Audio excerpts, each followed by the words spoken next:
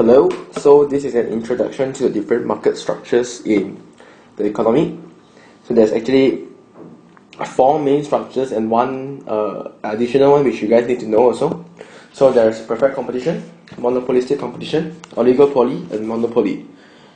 And there's also another one called contestable market, which we also go into during this few lesson. So perfect competition and monopoly are the two extremes of the market structure, whereas monopolistic and oligopoly lies somewhere in between. Okay, and how do you classify this market structures? Is based on the characteristics. So there's actually four characteristics. 1, 2, 3, 4, which is sellers, the quantity of sellers, how many sellers are there.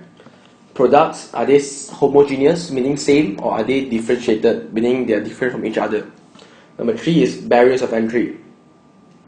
Barriers of entry means is it easy for a new firm to go into the business, to the industry, to set up their own business, or is it very hard to do so? And 4, is it a price taker or price maker?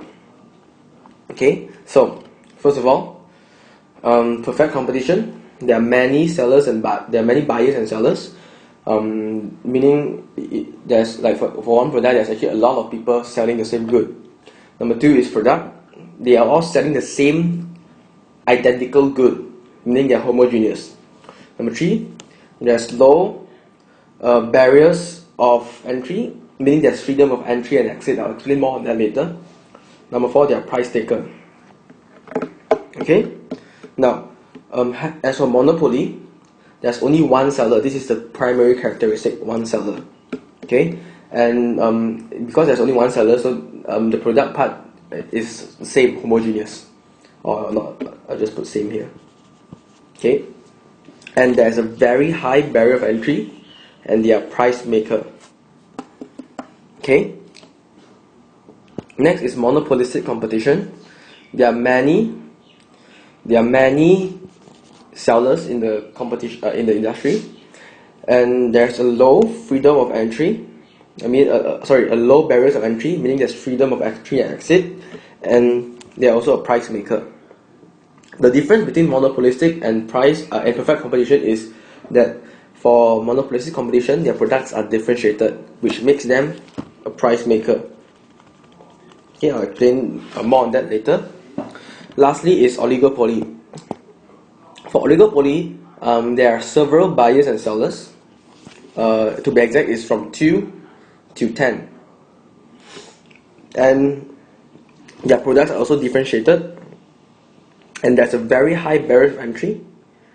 And they are price maker. Okay? So this is how you differentiate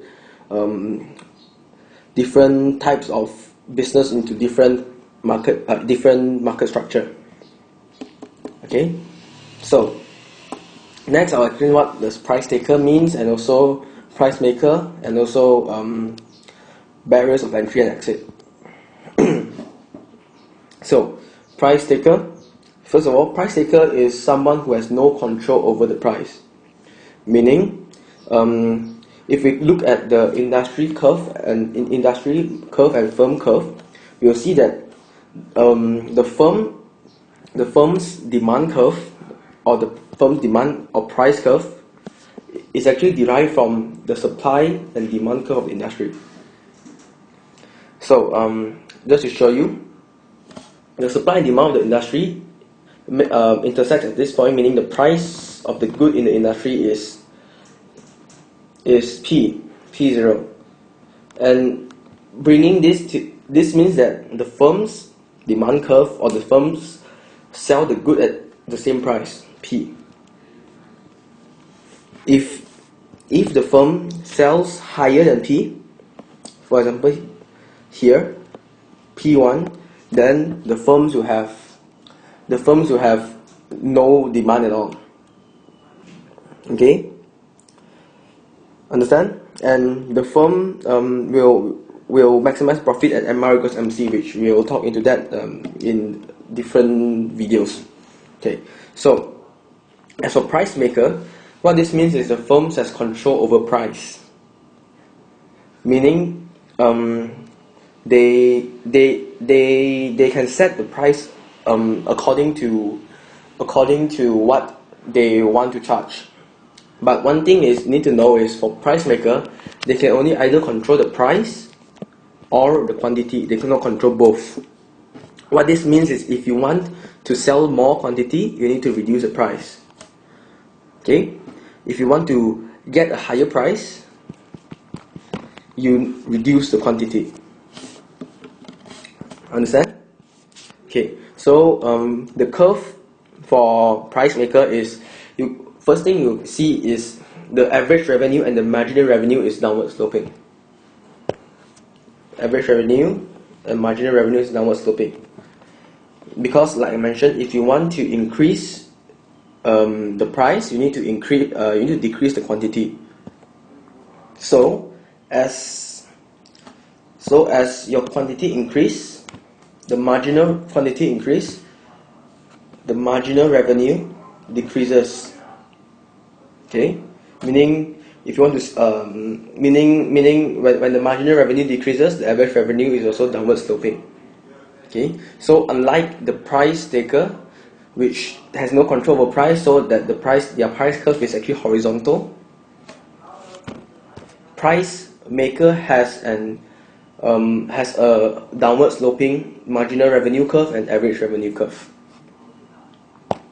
Okay, so now you may be wondering, isn't being a price taker better than price maker? Because price taker, no matter what they do, their price, no matter how much quantity they sell, their price remains the same. Well, if you look at this together, you can see that this is a graph that combines the two curves of the price taker and price maker. The green one being the price maker demand curve, and the black one being the average revenue and marginal revenue of a price taker. So if you look carefully, you can see that the price, although when quantity increase, the average revenue and marginal revenue decreases, but it takes some time for it to reach the price of the price maker's price. Okay, which gives it more advantage because it can produce and sell at higher cost with a higher profit margin compared to a price maker. Okay. Now, what is barriers of entry and exit? So barriers of entry and exit means that the barriers that new firms face when it enters the market or when it leaves the market. Let's say a new firm wants to enter the market with high barriers of entry. What may cause this is maybe, for example, there's a high capital cost which you need to buy a lot of machines, or because there's government regulation preventing people from going in, or maybe it's because that there's already a lot of big firms inside, etc. Okay, so this is what we mean by high barriers of entry and exit. For a low barriers of entry and exit, it's just the inverse, meaning that you don't need any startup costs. You don't need there's no government regulation. Like when you open an e-commerce business in the internet, you don't need so much money, don't need so much expertise, stuff like that.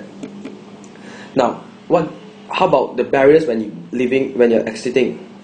Okay, for example, if you need a lot of machinery, when you leave, then all of these machines are the cost that you bear or the loss that you have made. So that is what I mean by barriers of exit. So in summary, barriers of entry and exit are just something to see how easy is it for a new firm to enter the industry and how easy is it for it to leave the industry. Okay, that's all. Thank you.